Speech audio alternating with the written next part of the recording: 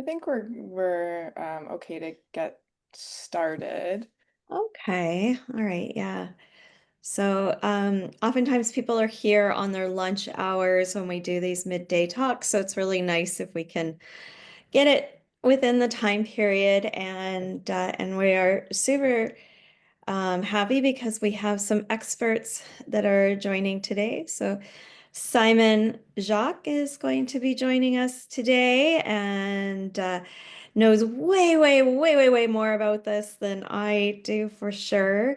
And so we're going to learn a lot. And Nicole Boudreau, Executive Director at the Organic Federation of Canada, that's been overseeing the standards review for years. She's doing the third one here, so she's on as well, not as a speaker, but as a resource. And she's so busy right now that I don't know how long you can actually stay on, Nicole, but I'm really glad you're able to join in. Yeah. So, all right. So just kind of in terms of housekeeping online here, if you have a question or comment, we'll be having this open up for discussion at the very end. So if you have questions that come to mind or comments, there is a chat. So depending on what you're using, for me, my chat has a little chat box at the bottom. If I click on it, you can actually chat to the whole group. So yeah, so if you can actually just put your information there. And then I also ask that everybody remain on mute if they can, so that we don't have any interruptions. And we can actually mute you if you don't know how to mute yourself, so we can help you out with that. And the other piece as well is that I just want to thank not only our guests that we have today, but our staff as well. So I'm Shelley. I'm the Executive Director at the Organic Council of Ontario. And for those of you who have heard me chat before, you also know I'm a beekeeper. And so I always think about the world in terms of how a hive works. And so my hive is a lot of worker bees, which includes me. I'm a worker bee. I don't look at myself as a queen. And so my worker bees, the part of our hive here that we have today is Sammy. So Sammy's going to be looking at the chat, keeping us on track, and does all the organization and communication behind the scenes for these events and much more at OCO. We also have Iram, who is helps out with policy. She often does the presentation development for us here at OCO and many other things, including the data portal, which is also something that Bryn is working on. She's a co-op student from University of Guelph, and she's joining us today. And are there any other staff members on that I can introduce? No. All right. So we also have Courtney, and she's not on today, but she does a lot of the organization for the soil studies, the grain hub, and the conference. So, anyways, amazing hive. We're a small but mighty group, and we're just happy to have you join us. So I'm going to share my screen, and I always wonder if it's going to work. So, do we have a screen? Do we have success on the screen? All right. Just for a moment, I'm going to move that. All right. Okay. So, all right. I am confirming that there still is a screen there. Yep, you're good, Erica. All right, perfect. All right. So today, in a very timely manner, we are having a discussion about the Organic Standards Review. This actually only happens every 5 years, and there's a long process involved. And the end of this process, it's not even the end, but towards the farther end of it is the feedback that can come back from the public. And so today we are in that period of time where you can have public feedback. So we really wanted to connect with Simon, our OCO representative, that's part of this standards review today, and then also open it up for conversation, question, discussions as well. So this is have your say. So we'll talk to you a little bit about some background in case you don't have that information. Simon is going to then talk about what his role has been and what they've been actually doing in Ottawa around this standards review, and then we'll open that up for that discussions, questions period. So just a little bit about OCO is if you are here for the very first time, you don't know about the Organic Council of Ontario, we are a nonprofit. We don't represent any certifying bodies, any government agencies. We're simply here to help out the people across the organic value chain. So from producers, processors, businesses, and supporters. And really, we want to strengthen the Ontario organic sector, and we do that in many, many ways. And so if you actually are interested in hearing a little bit more about our policies and not our policies, our strategies for the next few years, we really hope you can join us at the annual general meeting that we'll be having next Wednesday, and we can dive into that a little bit more. But let's get to the core of what we want to talk about today, which is the review process of the Canadian organic standards. So this is the agenda of what we'll be going over, and with our guest expert, Simon Jacques, at the end there. So not at the end, but after a couple slides that I have here.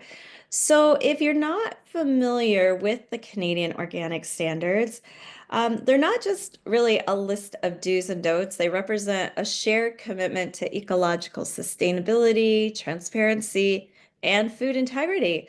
So by following these standards, certified organic operators across Canada help ensure that when something you buy that has that Canadian organic logo on it, that it is something that you can trust. It's consistent, it's credible.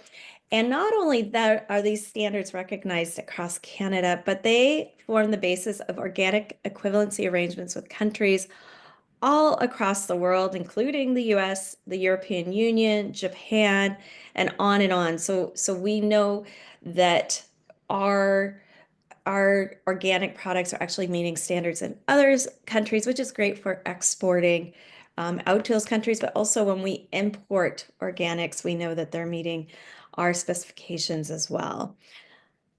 All right, so who uses these standards? Well, a lot of people. And so farmers are an example to guide how they grow their crops, they raise their animals, and manage their land. So examples of this are crop rotation and soil fertility requirements. So we've got a cost 5.4.2. That's where you could go look in the standards document to look at some of the information around that. Our processors that are producing organic foods with approved ingredients and methods.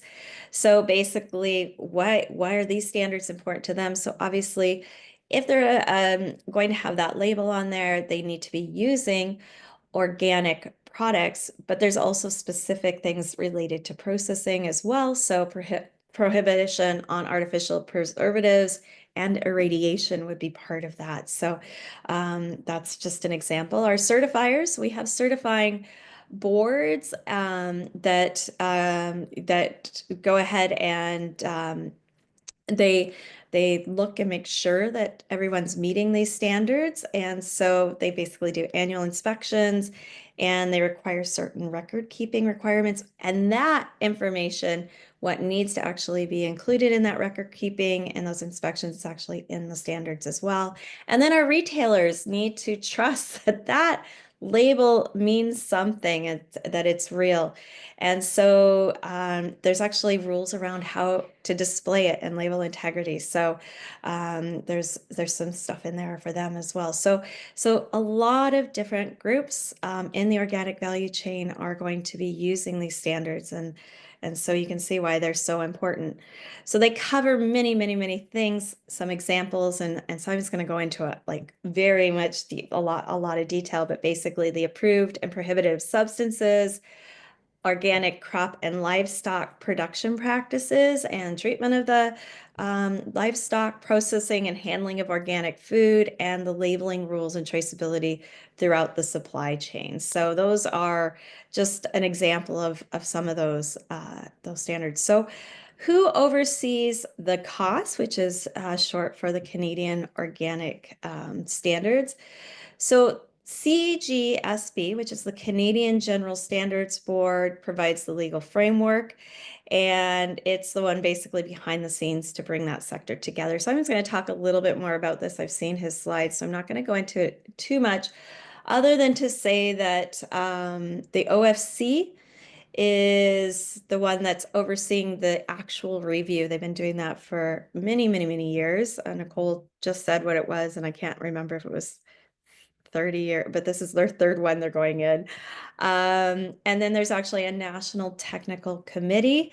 And so that national technical committee, which includes Simon, has over 100 diverse volunteers from Canada. So they all are involved in the organic value chain somehow, and they bring their expertise to that committee.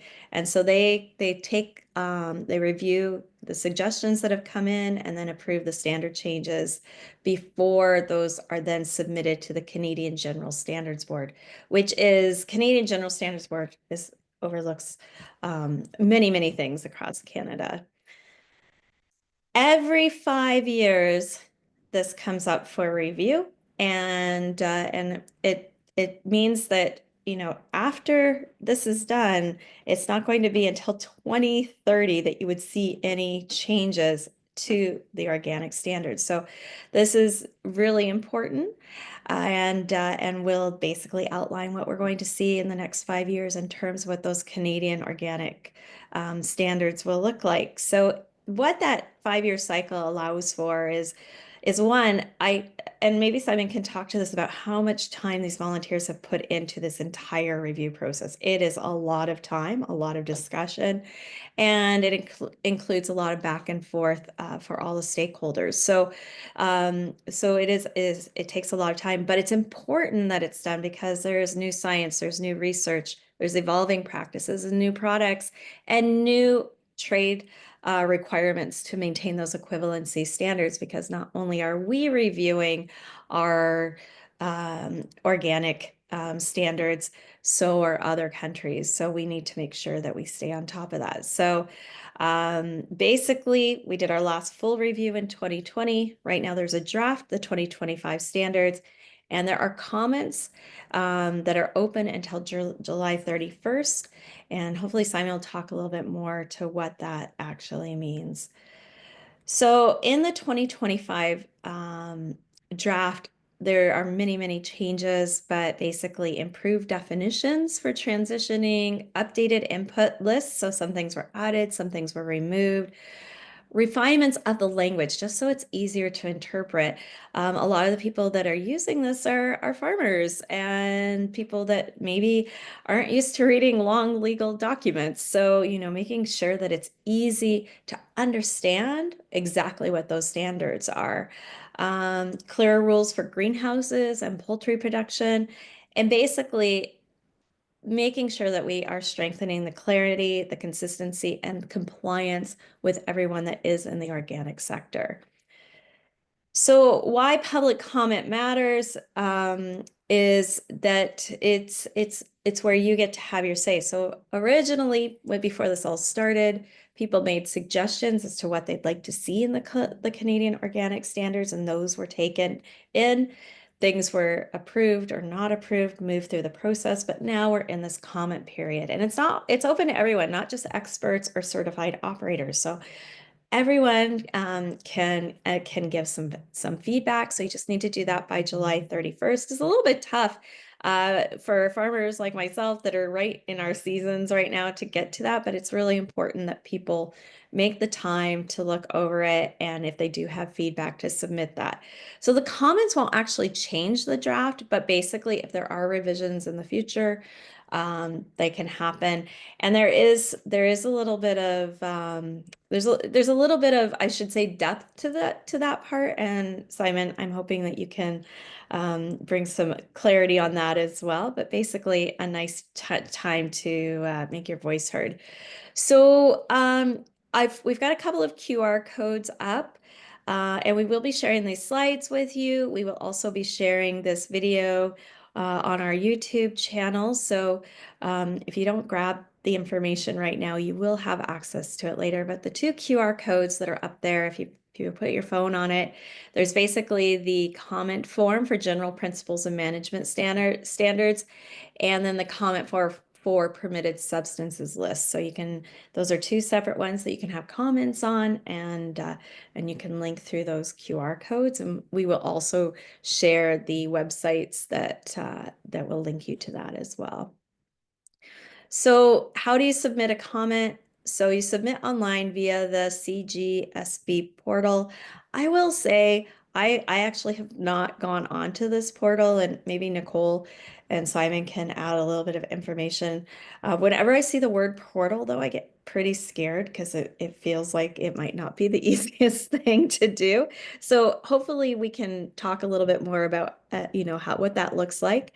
But we have some tips for how to have a good comment. So to be clear and specific, to reference the section or clause. Remember what earlier when I alluded to those numbers that were below, those would be the parts that you want to allude to. You can always put in quotes the clause, the sentence that is something that you want to comment on, and explain why it matters to your work or the sector. So maybe it is something that's outside of your work or your sector, but you can see how it would be applicable. And again, circled here, Sammy, thanks for that circle to remind us again that deadline of July 31st, which will be upon us way quicker than we expect. Erica, let me just make a quick correction. It's actually July 29th, I saw. So just to be clear, Oh, everybody, it's July 29th. okay.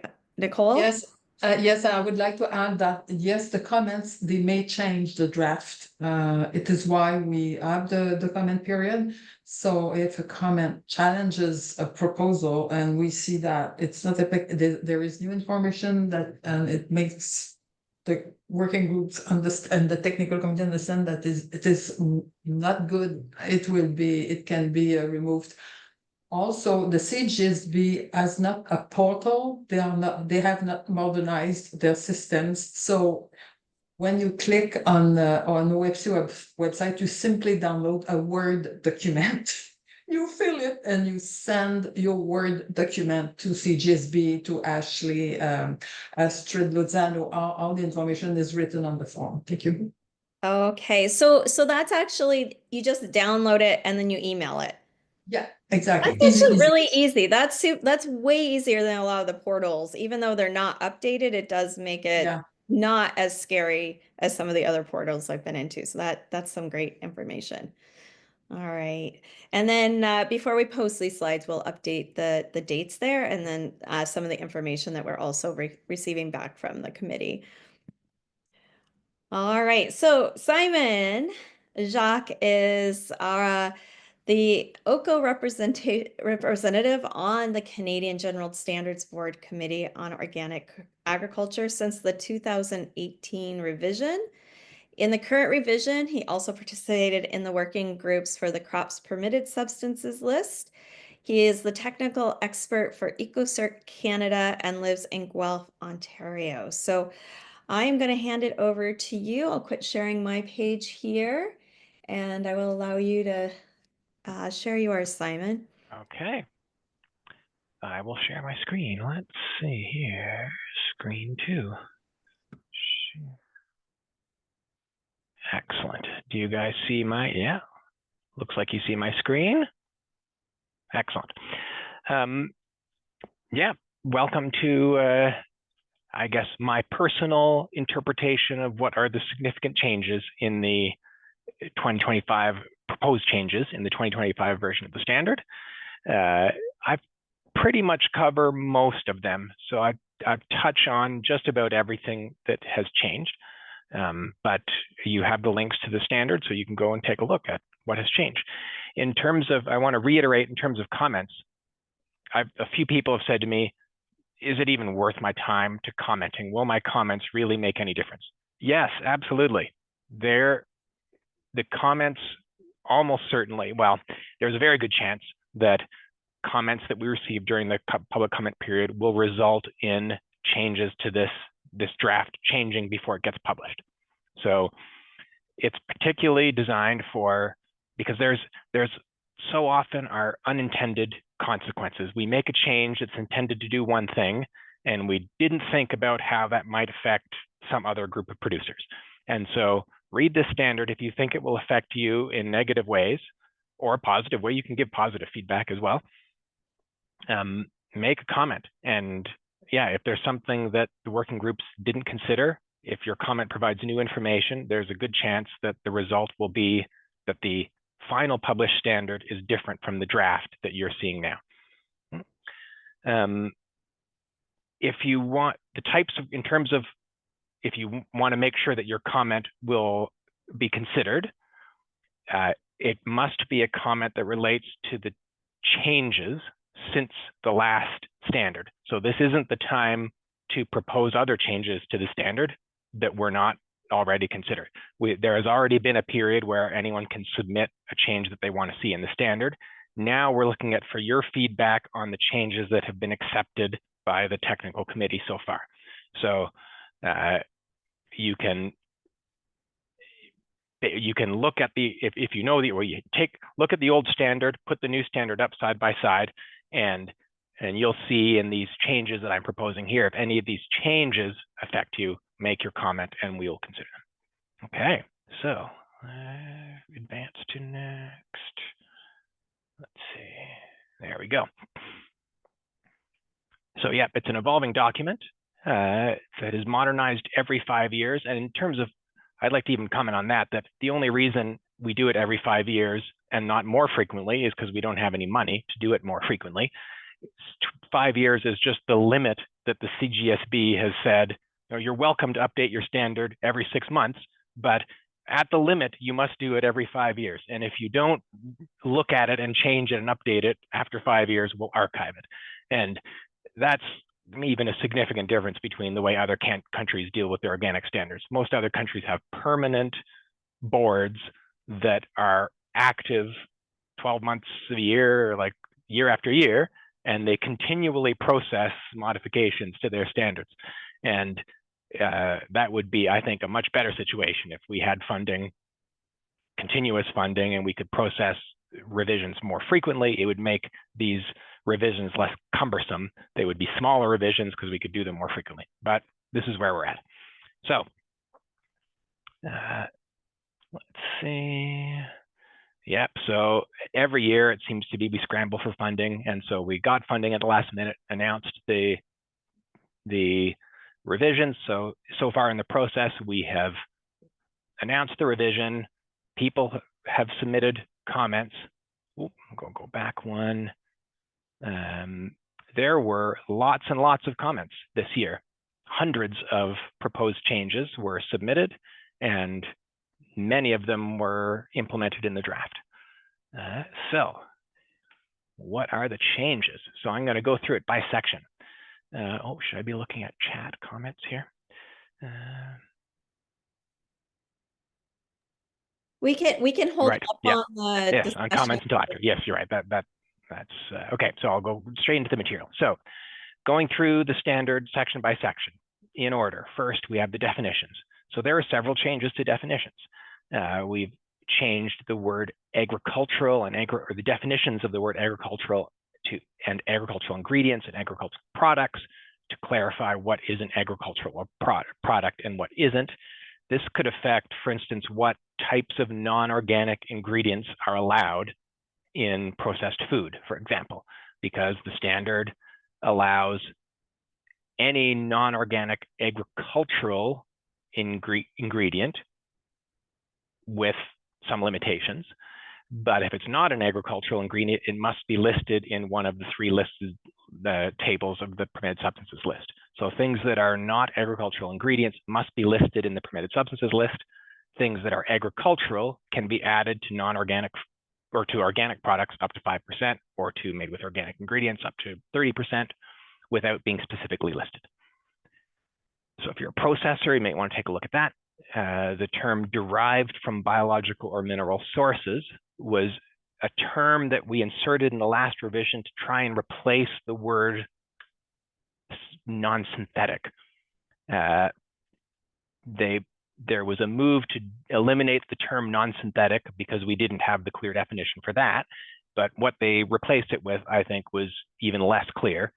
Derived from biological and mineral sources could be just about anything. So now we have a definition that focuses on a lack of chemical transformation.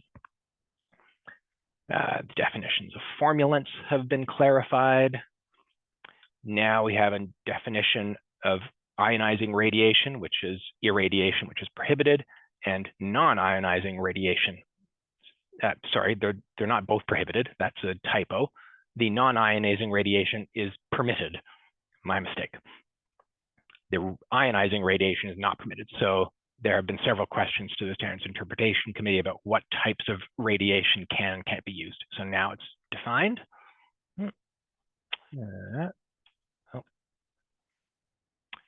There are several new terms in the definitions related to animal welfare, such as beak treatment, beak trimming, debudding in the context of dehorning young cattle, compromised animal and unfit animal. So there's new restrictions about when you are not allowed to transport animals. If animals are in a weakened state with less ability to withstand transport, they cannot be transported.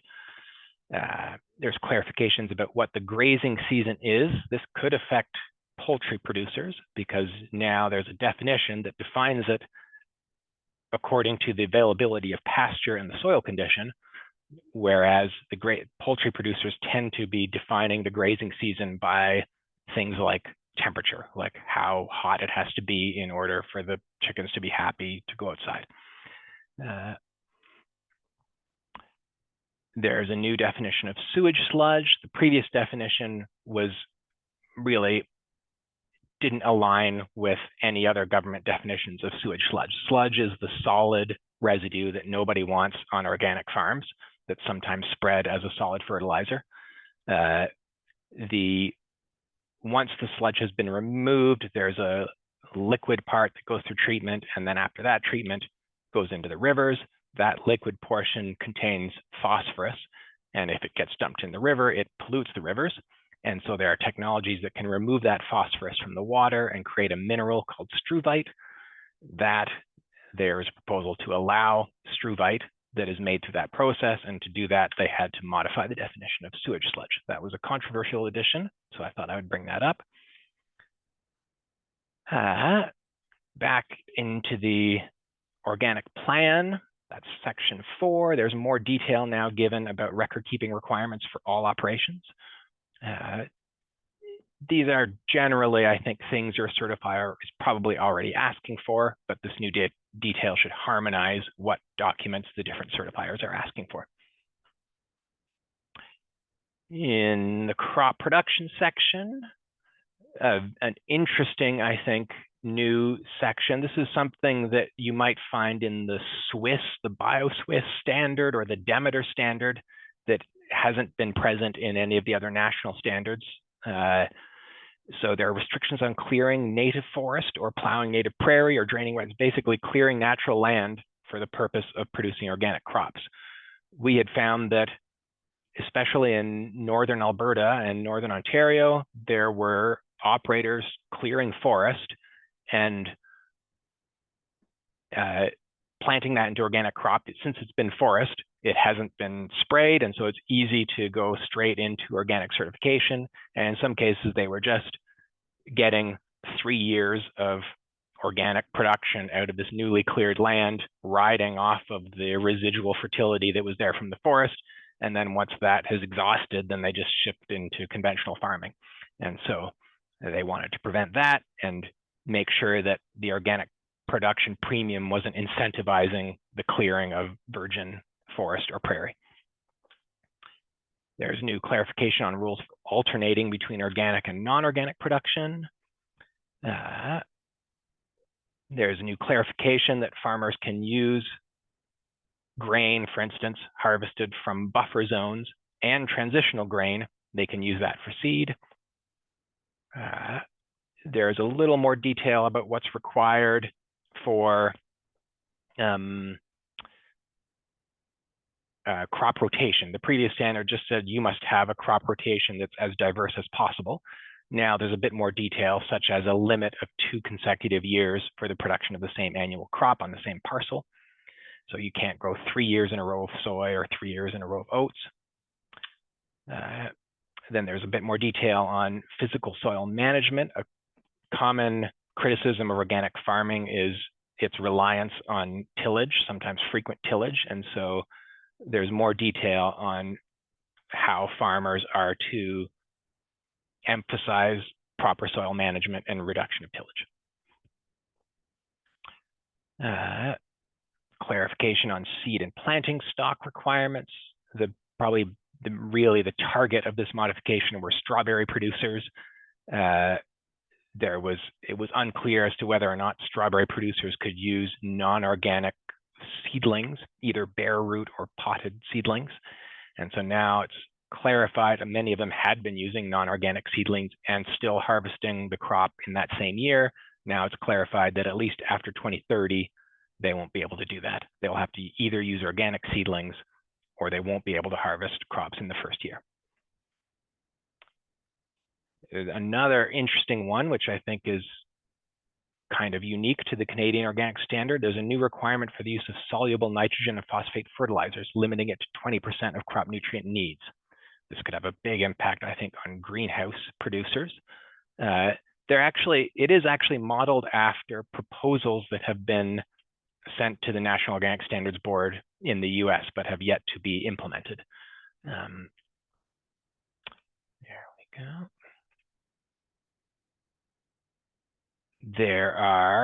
Moving into the livestock production section, there's much more detail about animal welfare. And rather than spell out like pages of new animal welfare requirements for each type of livestock, they found and referenced the Canadian National Farm Animal Care Council codes of practice. And so those codes of practice are not always mandatory. They're sort of voluntary codes of practice the Canadian industry has developed. So if you're certified organic, those codes of practice become mandatory. And or if there are requirements of the organic standard that exceed those codes of practice, the stricter interpretation is required. The origin of livestock section has been completely rewritten, but in my view, it's just meant to clarify what has always been the intent of the standard rather than to actually change it. This 6212 is similar. It's about the origin of animals. It prevents sort of animals going in and out and transitioning back and forth. It's particularly geared to breeding stock. You can't have your breeding stock go back and forth in and out of organic management, bring them back in the last third of gestation, having a baby that's going to be used for meat and then putting it back in conventional. You can't do that. This was a little controversial, that producers shall maintain a relationship with a qualified expert or registered professional, such as an agrologist, nutritionist, or experienced peer who can assist with the nutritional needs of animals, as described in the section. So there were proposals to require an actual certified nutritionist, and in the back and forth of the technical committee, that was sort of watered down a little bit and allowing an experienced peer to be someone on whom the producer can consult for advice on maintaining good nutrition or good animal health.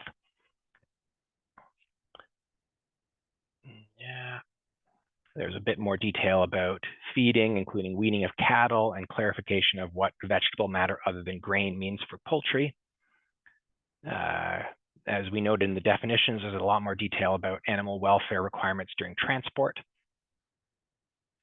That same phraseology of relationship with a qualified expert is added to the healthcare section.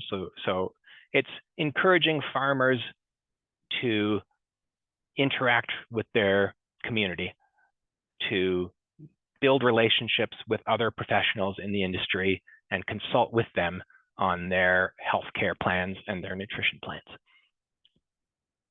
There's more detail on what's allowed and isn't allowed for physical alterations of livestock. There is, yes, in the poultry section, there are stricter, well, it's not limited to poultry. There are requirements for environmental enrichment in livestock living areas. I think it mostly will apply to poultry, but pigs, it could also be important. So environmental enrichment are like things that help the animal better express its natural tendencies. So in the case of pigs, it might be the places where they can root or can wallow in mud or water. For poultry, it'll be things that they can peck at, perches, etc.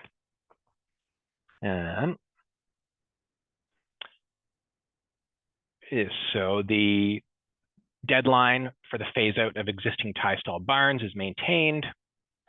So that was introduced, I think, 2 revisions ago. The new operations could not be certified if they used tie stall barns. We're talking about dairy operations here. But they grandfathered in the farms who had tie stall barns since long before that standard was introduced, and the phase out of 2030 was maintained, which means that now it will definitely phase out because the deadline will pass before the publication of the next standard.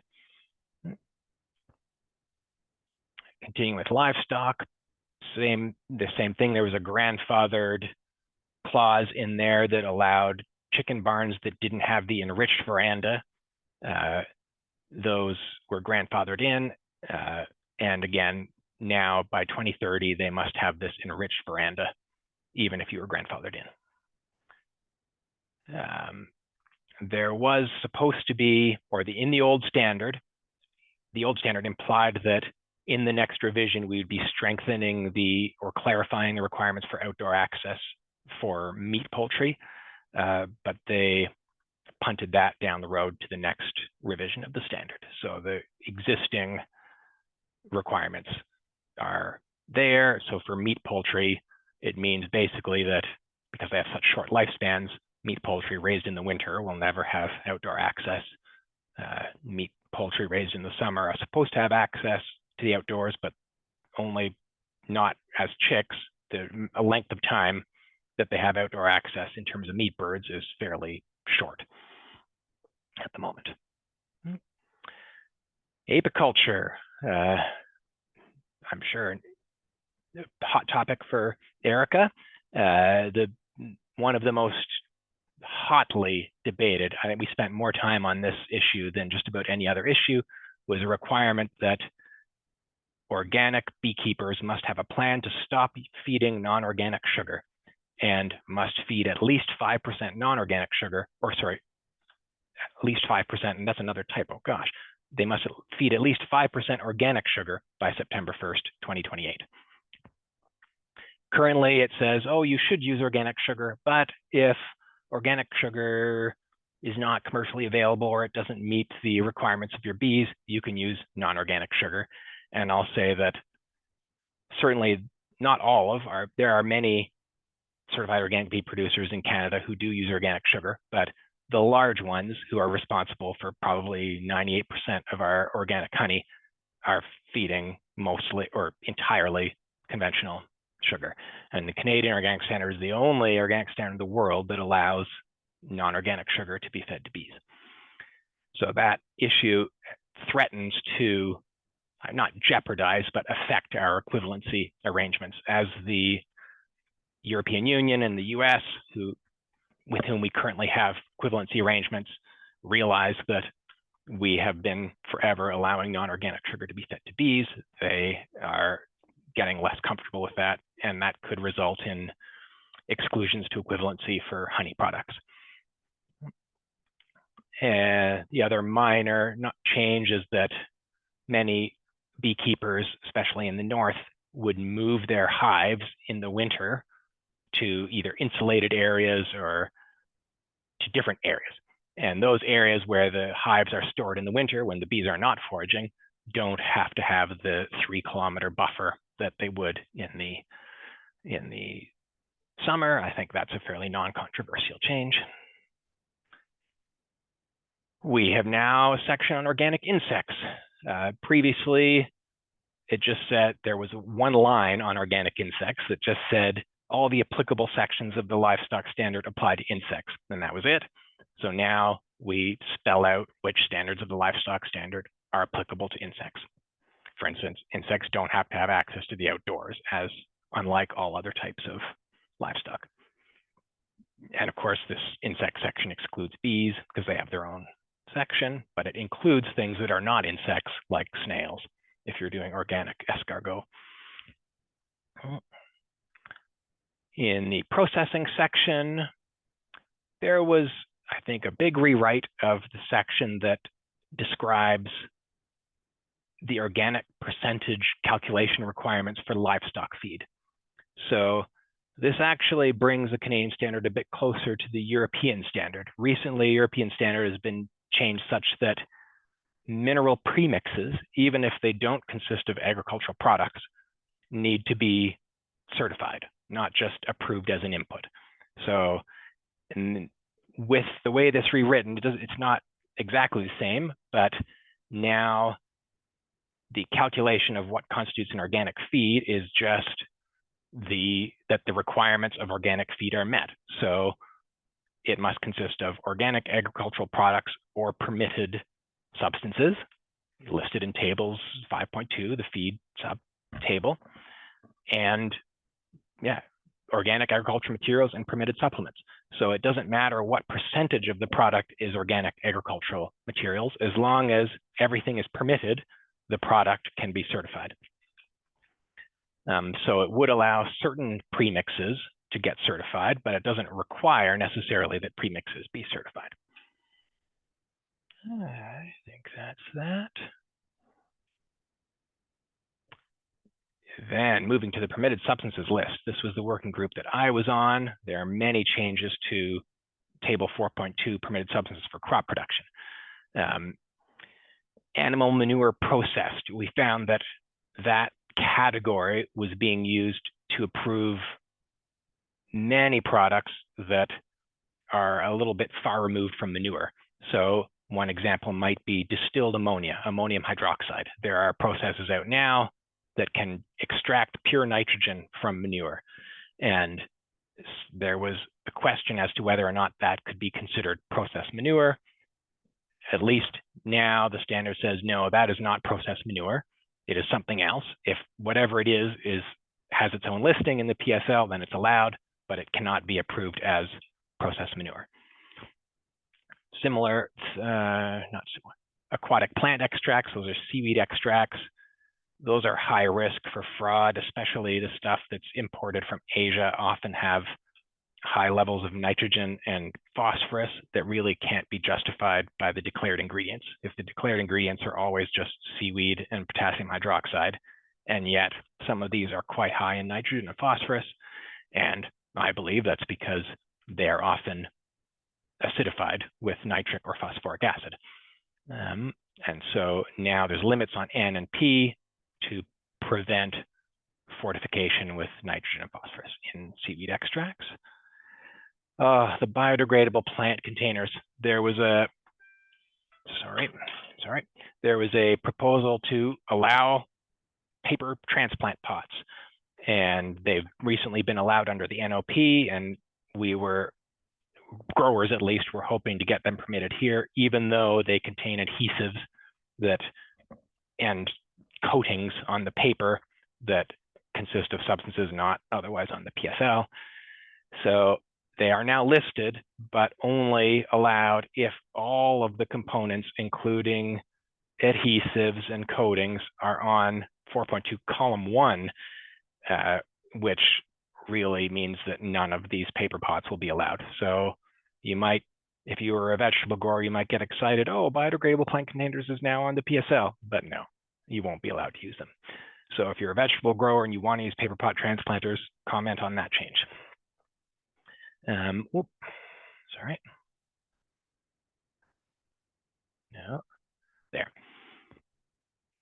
The listing for biodynamic preparations now references the Demeter standard. Previously, the term was undefined, and so potentially a farmer could claim that anything was a biodynamic preparation and use it. Now it has to be one that's referred to in the Demeter standard. A big change is the listing for amino acids. We've eliminated the listing for amino acids and replaced it with two listings: hydrolyzed proteins of plant origin and hydrolyzed proteins of animal origin. This is a copy of the terminology in the European Organic Regulation, and this is because we have found, I found at EcoCert, that virtually all of the amino acid products claiming to be made of soy are in fact not soy at all. They're animal waste, slaughterhouse byproducts, or leather waste. And I can go into the 2 years of testing and investigations that we did to confirm that. But now if you want to market a hydrolyzed protein of vegetable origin, you'll have to do an amino acid test for the marker amino acid hydroxyproline, which is an indicator that's animal origin. If it has more than the maximum allowed amount, then it cannot be marketed as a hydrolyzed protein, or won't be approved as a hydrolyzed protein of plant origin. And then it clarifies that isolated amino acids like glycine, lysine, and methionine are prohibited as soil amendments. There's changes to clarifications to micronutrients. We eliminated the general listing for micronutrients and added each one. And we're running out of time, so I won't go into each one, but it's not the major change is that cobalt was added, previously was absent from the list, and silicic acids. The liquid silicon products could now potentially be allowed not as a fertilizer, but as a crop production aid. So there's several liquid silicon products that their approval has been inconsistent. Some survivors allowed them and some don't. This should clarify that. The listing for vinasse, it's a type of food production byproduct. Those have clarified. Chitosan was added. Some growers will be happy about that. They reviewed it in the NOP and decided not to add it. It is allowed under the European standard. We decided to follow the Europeans and allow it. That's, I think, in ozonated water. Some farmers, particularly vineyards, have these machines that ozonate the water, create ozone-rich water, and they spray that on their vines. That will be allowed, but it won't be allowed as a soil drench. Plant material. We added the listing for seed lubricants after realizing that most farmers with air seeders were using graphite-based seed lubricants, and often they hadn't been declaring that. Now they can declare it, and most of the ones I've seen would be compliant. And then the big one was struvite. Struvite was always on there, but previously it had to come from manure. Now it can come from municipal wastewater. Yeah. Quickly moving on to livestock. This is a big change, actually. For livestock, previously it was unclear. The listing said that livestock producers could feed any amino acid if it was basically non-synthetic. If it was made by fermentation and isolated by non-chemical means, it was allowed. In the last revision, we realized that lysine, for instance, there was no lysine on the market that met that requirement, and so they made an exception that said, all right, lysine is allowed in certain situations, even if it is chemically treated or if it's made using GMO microbes. But basically, their suppliers, particularly again in Asia, who were all too happy to sign an affidavit saying that my amino acid is made with non-GMO bacteria and it's produced in a way that's non-chemical, and thus they were getting approval for all of their amino acids. And so the proposal was that the technical committee should go through each amino acid and decide if you're going to allow it, whether or not it's produced by GMOs. And if so, do you want to put limits on how much could be added? And they said, we don't have the time or the expertise to make those determinations, so we're just going to allow them all. So now synthetic amino acids are allowed, or synthetic isolated amino acids are allowed for all types of livestock, not just lysine and methionine. And yeah, not too many changes in the other tables. Food processing aids, no significant changes. Cleaning products, there's one new substance added. That's about it. There we go. Whoop. That is the end. We have like 7 minutes or so for questions. Thank you so much, Simon. I'm gonna share my screen, so if you Sure. don't mind. Do I have to stop here? I'll stop share. Yeah. Okay. And then there we go. All right. So, well, that was a deep dive. So really appreciate that. Holy smokes. I can't even imagine, like, that was skimming the top of a lot of the stuff and the amount of discussion and work that went into it. So we want to open this up for discussion. So we have raise your hand or put your comments in the chat. Raise your hand actually means in Zoom, there's a react button. And if you click the arrow and select raise hand, then we can see that you have a question. So if you can raise your hand, and then we'll get to anybody who has any questions, comments, discussion. But you can also throw it into the chat as well. So if you want to just have us read it out and ask your question or bring up something for discussion, we can do that. And then the next piece is I just want to, before everybody runs off at the end, is to remind you that our annual general meeting is happening next week on Zoom. So we hope you can join us from 10 to 11:30 a.m. We have $100 gift certificate, let's say that word again, $100 gift certificate to Yorkshire Valley Farms and some of their products. So well, it's all their products, but that's you can buy their products if you do come.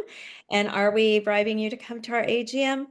Perhaps. And we would really love for you to come and see all the things that we're doing. I also want to mention that all of the things that we do, because we are a not-for-profit, comes from you. So whether you are someone who sponsors us, attends our conference, goes to our trade show, or has a membership here at OCO, that's how we keep things going. And so I always do my plug for our membership. It's on our website, and there's links in our emails. They're always there. You can be a member if you're just a person at home who loves organics and the things we're doing, or if you're somebody super high up in the value chain, you can be an individual member, or your company can also be a member. And we have all sorts of membership options available. So I want to just thank both Simon for coming here and Nicole as well. And I will quit sharing my screen and we'll open it up for discussion. I can see the comment about soluble nitrogen and phosphorus. No, they specifically, I'll look at the exact wording again, but the intent was to exclude anaerobic digestate from those limits. So if you're applying a carbon-containing fertilizer that happens to have soluble nitrogen and phosphorus in it along with carbon, such as even liquid manure can have high amounts of soluble nitrogen and phosphate in it, those don't count towards your maximum limits. It's isolated nitrogen and phosphorus fertilizers that are subject to the limit. So nitrogen only or phosphorus only, particularly without carbon. But that's a good, just look up the standard and see the wording. And if you think we didn't get the wording right, such that it might impact liquid manure or anaerobic digestate, please put in your comments, because the intent is that liquid manure, anaerobic digestate still be allowed. That's a good question. And there was also a comment about chitosan in relation to winemaking. The addition of chitosan was in the crop production fertilizer and soil amendment section, not into the processing section for winemaking. So it still, unfortunately, wouldn't be allowed as a clarifying agent for wine, but as a fertilizer ingredient or a crop production aid ingredient. I have a question for you, Simon. And of course, because I am a beekeeper and I'm admittedly not an organic beekeeper, which is so sad, but I do keep my bees just outside Guelph and in urban areas, which automatically kicks me out of being able to be certified for organic, but I do keep my bees organically. But what my question is you guys have on the rule there in terms of being able to move them within 100 meters in winter. Is winter actually, is there like a designation given for Right. what winter is? Yeah, I don't think it says winter. All right. I'll have to look Okay, that up. okay, that's it. I Or, was just because I yeah, mean, once we get into a point like, the bees can forage, et yeah, cetera, but usually the stuff in the first super isn't harvested anyway, so it's not usually relevant, but Yeah, I was it is when bees are not foraging, right, Erica. right. I shouldn't have said winter because the standard is, in theory, supposed to be designed not just for Canada. There are, especially beaker, I think in part because we're the only standard that allows non-organic sugar, people are using the Canadian organic honey standard in New Zealand, in South America, and certifying to it there. So there's no winter there, but there could be dry seasons where the bees aren't foraging, in which case they could be moved to those areas. thanks. All right. Do we have is there an email that people can contact you, Simon, if they have specific technical questions, an email for the technical committee if they Yeah, want a I, little bit more information, or Nicole might know as well? I, I don't have a separate technical committee email address. I would say my preference would be that people forward their questions to you and you send them to me and I can Okay. respond. Yeah. All right. So, yeah, so you can send them to us here at OCO, communications, or what are our emails? Sammy, what are all our emails? Communications or info is great. That'll definitely get you a response. If you do either of those, you'll be good. Yeah, perfect. Yes, and Erica, if I may ask something, and thank you, Simon. It is such a great presentation. It's fun to hear. On the OFC web page, we have prepared a document that shows all the track changes Right. plus the rationale. Right, that's a If good you point. want me to share screen, I will just show rapidly to you where it is, because it is the first time we do this. So if you go on the OFC, it is Organic Standards Review. If you see this background of the proposed revisions to the Canadian Organic Standards, so if you open this, you can download the document and you will, I'm going down very rapidly. So when there is a change, it is strike through and there is a rationale that is explained so that you understand why this change is proposed. So you have this one for the principles 32.3.10 all over. So all the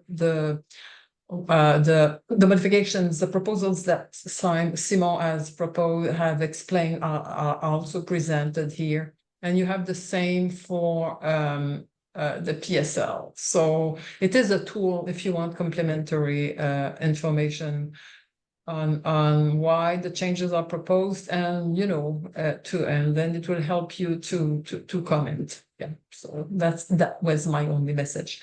Thank you. Perfect. All right. And do you have Nicole? And I want to first of all say when we were talking about this, and I believe in the chat we had a guest from the U.S., Noreen, who was mentioning that every year the U.S. does a review, and then they do a larger review every 5 years. How are these reviews funded? How can we, if we want to have more frequent reviews, if we want to pay the people that are doing these reviews, for the amount of time that's involved, looking forward to the next 5 years, how can people support this process? It's a good question. Now we for this review we have a budget of $600,000, 600, a little more than that. 75% is covered by Agriculture Canada under the Agri Assurance Program, but we have to fundraise for 170,000 as a match. But we are negotiating with Agriculture Canada now because we want permanent funding. Because ideally, it would be that, yes, there is a major review every 5 years, as Simon has explained, the CGSB archives standards that are not updated. But in the middle term, if we could open an amendment period where when there is such a situation, like a few years ago, people were only allowed to use clove oil as a sprout inhibitor, but why wouldn't you use other oils? And it was creating a huge problem. So if there are changes to standards of the partners on new research, if in the middle term we could open a kind of smaller review, send a call for petitions, and then we create the working groups and we address this. So, but we are negotiating with Agriculture Canada. You never know. Otherwise, once this is published, well, people can send petitions anytime, even if after the 2025 draft are published in December, hopefully they can continue sending petitions. But we have to gather funds or apply to AFC again, and then it's and that is so fun to build an application. But yeah, but ideally we are really lobbying for permanent funding.